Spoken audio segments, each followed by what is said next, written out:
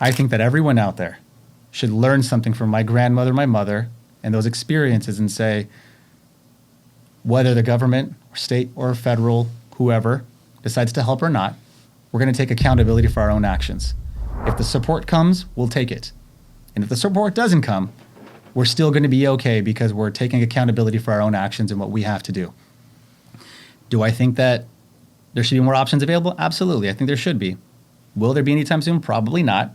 So if there isn't, we must take accountability for our own actions. Let's not wait for a handout anymore. Let's not wait for the support.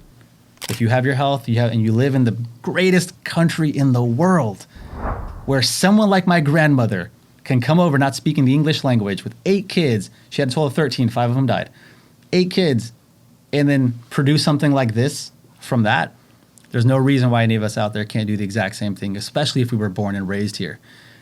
We live in the greatest country in the world with the greatest opportunity in front of us. Let's just take accountability. And if the help comes, great. And if it doesn't, yeah. I want to say that I think there's a difference between, what the government calls, affordable housing, low cost housing that's subsidized, and what I would call workforce housing, right? People that we need plumbers and we need electricians and we need, people that work at restaurants that make $50,000 a year. They have to live somewhere. And San Diego is where are these people gonna find some place to live? Yeah, they're building houses. They're building mostly luxury houses because that's the most profit in it for the builders. And just as an example, the house we're in right now, I think was like $800,000 6-8 years ago. I just looked it up on Zillow. It's $1.7 million. Who's buying these houses? And this is not a Utah. It's a 3-bedroom house, nice house for a family in a nice neighborhood, but still $1.7 million. Where are these people coming from with that money? And is it reasonable to expect somebody that's, out there working hard, working a trade or, manager at a Walmart or something that makes $70,000 a year or something? That's way, way out of reach for them. So you can work hard, but still, I think what we need is what I would call workforce housing. That's not subsidized. That's not this low income housing, but it's, housing for regular people, blue collar people. Do you have any thoughts on the distinction he's making? Or yeah, I do. I think my belief is still the same. I wouldn't change my belief on that because I think that in this world, in this country, you're paid what you're worth.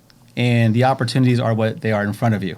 I wouldn't want someone my life would have been completely different had we been, this is the wrong word, but crippled by affordable housing or or opportunities like that. We would have been crippled significantly because now we're dependent upon something or we're requiring some sort of help. So I think that, if you're making $50,000-$70,000 a year, which we've all done, I've done, my mom's done, my grandmother did at one point, that's a good base. But if it's not getting you the lifestyle that you want in the city that you want, then something has to change internally. Not externally. I think that you take accountability. If you have to work 2-3 jobs, if you have to go back to college, acquire better skills to live in a place that you want to live in, it's not fair for me to say, hey, government, I want to go live in Newport Beach. It's not fair that my job here in San Diego I can't afford that. So make an opportunity for me to do there. Absolutely not. It's not there. They've done what they're supposed to do. They've created the opportunity for me. They've given me the platform called the United States of America. They've given me public education. They've given me public transportation. They've given me public library and resources to go out and develop those skills. So I don't think it's fair for me to ask them, go create this opportunity for me when they've given me the greatest platform in history to do so already. So I just think that us as Americans or people that live here,